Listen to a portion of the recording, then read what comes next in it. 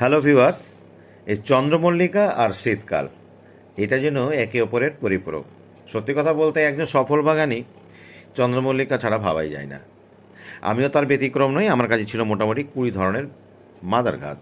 সেখান থেকে আমি চারা তৈরি করেছিলাম, কিন্তু দুর্ভাগ্যের বিষয় নভেম্বরে একটা বৃষ্টিপাত হওয়ার জন্য বেশিরভাগ চারাগুলোই নষ্ট হয়ে যায়। তখন আমি এদেরকে কী করি, একটা গ্রোয়িং ব্যাগে প্রত্যেকটাকে আলাদা আলাদা করে বসিয়ে দিই। তো এদের মধ্যে কেউ খুব ভালো আবার নতুন করে রিভাইভ হয়েছিল, তো সেগুলোতে কোনটা ফুল হচ্ছে, কোনটাতে হয়ে গেছে অলরেডি, কোনটাতে আবার হচ্ছে, মানে এখনও আসেনি ঠিকভাবে। তো সেভাবে আমি পরিচর্যা করছি যেটুকু পারছি। মনটা খারাপ। পরবর্তীতে আবার বাছাই করে সেখান থেকে 15টি কালার নতুন করে আবার আমি পটিং করি, তাদেরকে একটু যত্ন করি।